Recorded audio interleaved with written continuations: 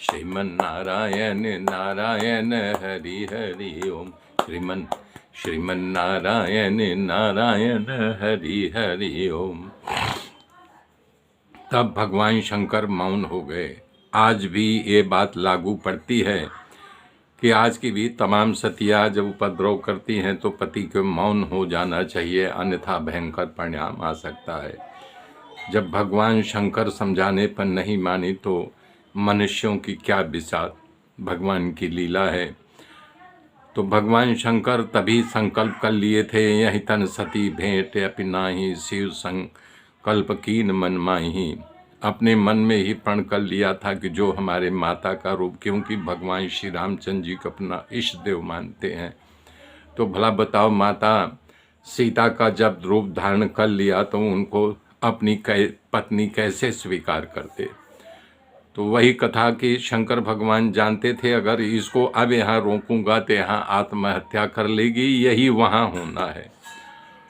तो मौन धारण कर लिए। सोच करके पार्वती जी थोड़ा घर से बाहर गई तो उनको लगा भी शंकर भगवान बहुत जोर से डांटेंगे।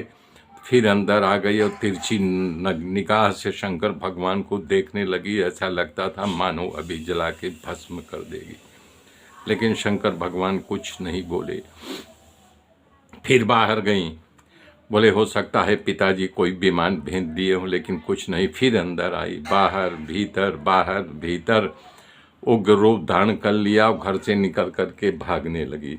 तब शंकर भगवान समझ गए कि अब प्रभु की लीला जो होनी है होगी। तो उन्होंने नंदी को, शिंगी को, भृंगी को बोला कि भाई जाओ इसको ले जाओ दक्ष प्रजापति के यहाँ, इज्जत के साथ पहुँचा के आओ।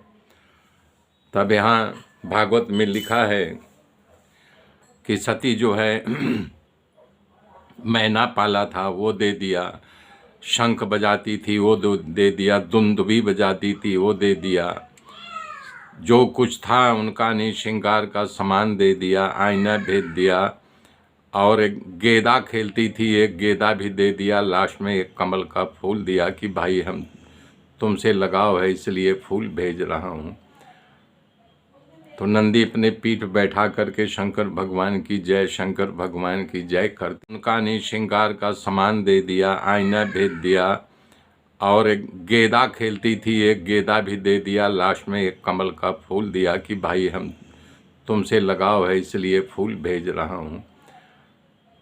तो नंदी अपने पीठ बैठा करके शंकर भगवान की जय, शंकर भगवान की जय करते हुए दक्ष प्रजापति के यज्ञ मंडप में पहुँच गए।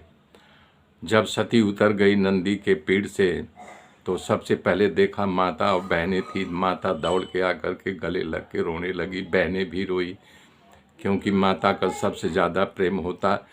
बहनें भी थोड़ा व्यंग कसा, लेकिन उन्हें सुना कर गया तो सीधा अपने पिता दक्ष के पास गई, जहाँ पर पंडित लोग मंत्रों के गणगण कर रहे थे। मंत्र बोला जा रहा था, ऐसा लग रहा था मंत्रों के स्पर्धा लगी हुई, एक दूसरे से बढ़ चढ़ स्वरों में बोल रहे थे, और ये अर्धर्यु लेकर के स्वाहा स्वाहा कर रहे थे। तीनों ने जाकर के प्रणाम किया तो दक्ष प्रजापति अपना मुंह दूसरी ओर घुमा लिए।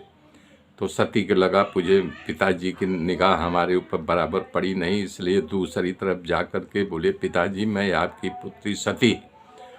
तो इधर से कुरूप बना करके इधर मुँह घुमा लिए तो देखे कि बस करो दाल में कुछ काला है। तो ईशान कोण, पूरब और उत्तर कोण को ईशान कहा जाता है, वहाँ शंकर भगवान की स्थापना होती है। यज्ञ में उनका यज्ञ आसन नहीं लगा हुआ था।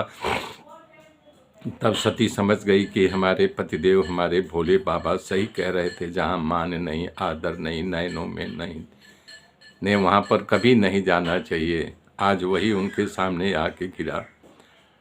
तब जो है उन्होंने सारे यानी जितने यज्ञ बैठे थे सबकी ओर निगाह किया तो दक्ष प्रजापति से कहने लगी कि पिताजी हमने आपसे कहा था कि जिस दिन हमारे दिमाग के फ्यूज होगा उस दिन हम आत्महत्या कर लेंगे। आज हमारे साथ, हमारे पति के साथ आपने घोर अपमान किया है। आप उनको क्या समझते हो? कहते हो भूतड़ा है, भूतों का निवास होता है, लेकिन आपको पता नहीं पिताजी जब आदमी की मौत हो जाती है तो शमशान में अंतिम यात्रा होती है, वहाँ जो है आश्रा देने वाले भगवान शंकर ही होते हैं। चिता का भस्म जो बोलते लगाते हैं, काम नाशक होता है चिता का भस्म, भूत और